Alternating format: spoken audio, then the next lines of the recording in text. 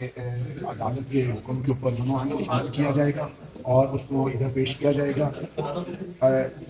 یہ پاکستان نہیں دنیا کی ہسٹری کی واحد مثال ہے کہ کسی عورت کو بغیر کسی ایف آئی آر میں نامزد ہوئے بار بار اپنی انا کے لیے زبردستی مقدموں میں ملوث کر کے 14 مہینے 5 دن یا 6 دن سے قید میں رکھا ہوا اور چاہتے اسے یہ ہے کہ وہ معافی مانگ لے۔ وہ یہ کہتی ہے جب میں نے جرم کوئی نہیں کیا تو معافی کس بات کی مانگوں۔ اس نے کہا کہ میرا ایک جرم بتا دیں، میں ہر ایک کا ہاتھ پاؤں پکڑ کے معافی مانگوں گی۔ جب میں نے جرم نہیں کیا، میں نے جھوٹ نہیں بولا، اپنے رائٹس کے لیے آواز اٹھائی ہے، اگر میں عمران خان صاحب کو پسند کرتی ہوں تو یہ میرا لیگل اور آئینی اور قانونی حق ہے، اللہ نے مجھے زبان دی ہے، میں ان کی حمایت میں بولتی ہوں اور بولتی رہوں گی۔ تو اس پہ تو کوئی قانون اس کو پابند نہیں کرتا ہے کہ وہ اپنے خیالات کا اظہار کرے۔ وہ کسی ادارے یا کسی آدمی کو نقصان پہنچانے کی کوئی بات نہیں کر رہی، اس کا ایک اپنا آئیڈیا ہے پولیٹکس کے حوالے سے۔ وہ بھی 9 مئی سے جن واقعات کے ساتھ اس کو جوڑا جا رہا ہے وہ پی ٹی آئی کی 14/12/2000 تک باقاعدہ ممبر بھی نہیں تھی۔ 14/12/2023 کو جب اس کو انہوں نے ایم این اے اور ایم پی اے اگینسٹ مریم کے کھڑا کرنے کا فیصلہ کیا تو مریم صاحبہ جو ہیں اس دن سے بلا وجہ اس کے ساتھ الجھ رہی ہیں، اور میں ان کو بھی مشورہ دوں گا کہ حیا کریں، اتنا کریں جتنا کل برداشت کریں۔ بہت شکریہ سر، تھینک یو۔ آنریبل جج جسٹس میاں جولیسن اورنگزیب صاحب نے اس کی سماعت کی ہے۔ عدالت کے چند سوالات تھے۔ پہلا سوال یہ تھا کہ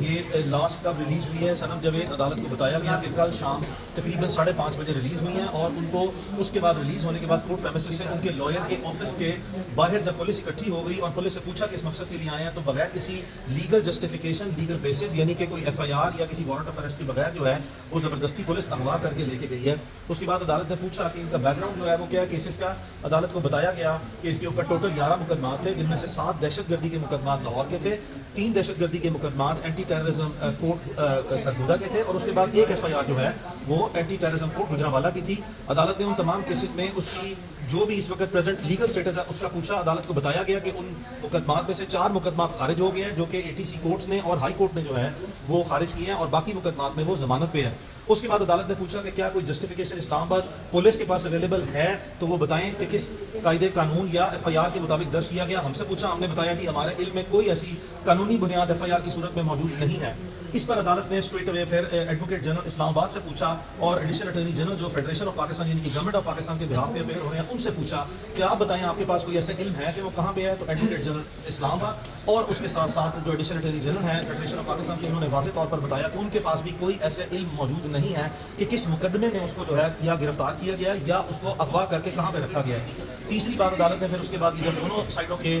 واضح طور پر دلائل سننے کے بعد 4 ڈائریکشنز جو ہیں وہ پاس کی ہیں۔ سب سے پہلے آئی جی اسلام آباد کو حکم دیا ہے کہ وہ عدالت کے سامنے آج شام 5 سے 5:30 بجے ان پرسن اپیئر ہوں گے۔ دوسرا واضح حکم دیا کہ ڈی جی ایف آئی اے پاکستان عدالت کے سامنے ذاتی طور پر روبرو 5 سے 5:30 کے درمیان پیش ہوں گے، اور اگر ان کے بیٹے کی جو بتایا گیا ایڈیشنل اٹارنی جنرل صاحب کی طرف سے کہ شاید وہ فوت ہو گئے تھے، لیکن میں ذاتی طور پر ان کے بیٹے کے جنازے میں پچھلے 3 ہفتے پہلے تھا، اس وقت کوئی ایسی بات نہیں ہے، بتایا گیا اگر وہ لیو پہ ہوئے اور ان کی چھٹی ہوئی تو پھر ان کے سیکنڈ ان کمانڈ حاضر ہوں گے۔ اور کیٹیگوریکلی بتایا گیا، تیسرا آرڈر عدالت نے دیا کہ فیڈرل سیکٹری انٹیریئر، سیکٹری داخلہ پاکستان جو ہیں وہ واضح طور پر اس چیز کو نوٹس کر لیں، اور یہ واضح طور پر جو ہے وہ فیڈریشن آف پاکستان اور جو اسلام آباد کی ایڈمنسٹریشن ہے اس کو عدالت کا واضح حکم ہے، آئی ریپیٹ واضح حکم ہے کہ صنم جاوید خان کو اسلام آباد کی ٹیریٹوریل جورسڈکشن یعنی کہ جغرافیائی حدود سے ریموو کسی صورت نہیں کیا جائے گا۔ اور آخری عدالت نے جو ہے وہ بڑا واضح طور پر جو ہے جو آج اس وقت حکم دیا کہ اس کو ان پرسن کسی بھی حالت میں کسی بھی صورت صنم جاوید خان کو ذاتی طور پر عدالت میں 5 سے 5:30 بجے کسی بھی صورت جو ہے وہ پروڈیوس کیا جائے۔ تو یہ اس وقت تک کی کارروائی ہے، اور عدالت نے آخری جو واضح طور پر جو ہے جس چیز پہ اوپر زور دیا وہ یہ کہا کہ this is the time that the sanity should prevail, یعنی کہ اب یہ وقت آ گیا ہے کہ آپ اپنے ہوش و حواس کو قائم رکھ کے اس کو اچھے طریقے سے استعمال کر لیں، یہ وقت آ گیا۔ سو یہ اس وقت کی پروسیڈنگ ہے۔ ہماری امید ہے کہ جو بھی جس طریقے سے بےہودہ طریقے سے جو ہے وہ اس کو اغوا کیا گیا، اس کے بعد حبس بیجا میں رکھا گیا، اور جن پولیس والوں نے اسلام آباد کے یہ اپنی غیر قانونی احکامات جو ہیں اس کی جو بجا آوری کی ہے، ان کی لازمی طور پر جو ہے وہ عدالت آج اس کی کاگنیزنس لینے کے بعد جو ہے ہماری استدعا ہوگی کہ نہ صرف یہ کہ اس کو ریلیز کیا جائے بلکہ ان لوگوں کے خلاف جو ہے وہ تادیبی کارروائی کے ساتھ ساتھ فوجداری مقدمہ، آئی ریپیٹ فوجداری مقدمہ زیر دفعہ 365 63 किडनैपिंग और अबडक्शन का जो है वो भी FIR जो है वो इनके खिलाफ गैर कानूनी तौर पर सनम जावेद को उसके वकील यानी कि मेरे दफ्तर के बाहर से उनको गैर कानूनी तौर पर अगवा करने की मुकदमा भी दर्ज किया जाए। ये सारी सदा अदालत के सामने रखी जाए। सर यानी ये बहुत बड़ी खबर है कि उनको बलूचिस्तान नहीं ले जाया जा सकता, एक तरफ उनको पेश कर दिया गया है बलूचिस्तान ले जाने के लिए, तो अगर वो जज इस तरह का